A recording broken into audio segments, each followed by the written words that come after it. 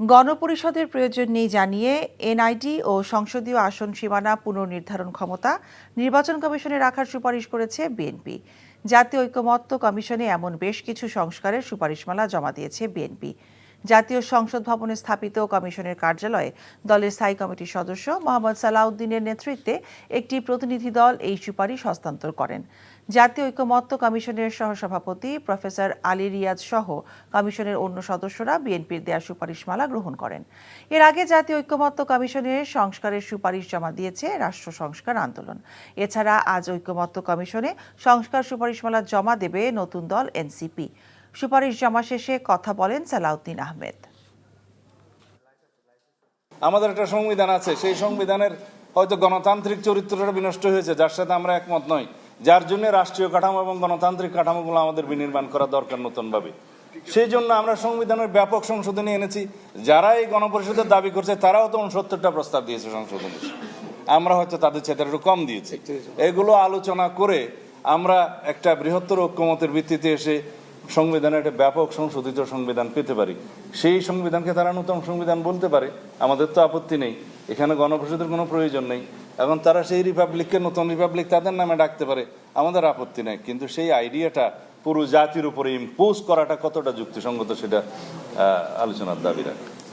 এই ঈদে জামা জুতো অ্যাক্সেসরিজের ডিসকাউন্ট।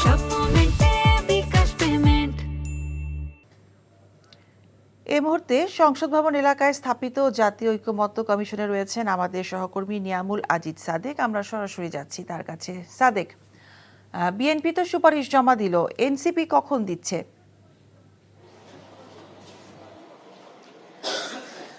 বিএনপি কিছুক্ষণ আগে সুপারিশ জমা দিয়েছে এবং আমাদের সাথে কথা বলেছে। এনসিপি 2টা থেকে 2:30টার মধ্যে এসে এখানে সুপারিশ জমা দেয় এবং আমাদের সাথে কথা বলার কথা রয়েছে। আপনাকে বেশ কিছু বিষয় জানিয়ে রাখতে চাই। আপনি নির্বাচন সংস্কার ব্যবস্থা নিয়ে কথা বলেছেন। এনআইডি তারা নির্বাচন কমিশনের আন্ডারে রাখতে, তারই সাথে এই নির্বাচন সংশ্লিষ্ট যারা অপরাধ করবে তাদের ক্ষেত্রে স্থায়ী কমিটির একটি সুপারিশ হয়েছে। স্থায়ী কমিটি তাদের বিচার্যের জন্য ব্যবস্থা নেবে, কিন্তু তারা বিএনপি বলছে যে আগে যে সুপ্রিম জুডিশিয়াল কাউন্সিল ছিল সেই সুপ্রিম জুডিশিয়াল কাউন্সিলই আগের মতো বহাল থাকুক।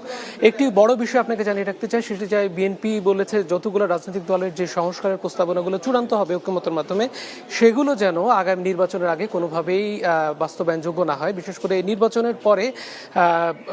নির্বাচনের পরে একটি গণতান্ত্রিক সরকারের মাধ্যমে সেগুলো পাশ করা হবে, সেগুলো বাস্তবায়ন করা হবে। কিন্তু এখানে আমরা যেটি জানি যে 166টি যে প্রস্তাবনা দেওয়া হয়েছে তার মধ্যে বেশ কিছু প্রস্তাবনা বলা হয়েছে যে গণভোটের মাধ্যমে এটা করা যায় কিনা, কিংবা অন্য কোনোভাবে সেগুলো নিয়ে কোনো অধ্যাদেশের মাধ্যমে সেগুলো নিয়ে আসা যায় কিনা, সেই বিষয়গুলো নিয়ে কথা বলা হয়েছে। কিন্তু সত্যিকার অর্থে বিএনপি এই বড় প্রস্তাবনার সাথে দ্বিমত পোষণ করেছে এবং বলেছে সংসদ নির্বাচনের আগে কোনোভাবে এগুলো যেন গৃহীত হওয়ার কোনো সুযোগ নেই।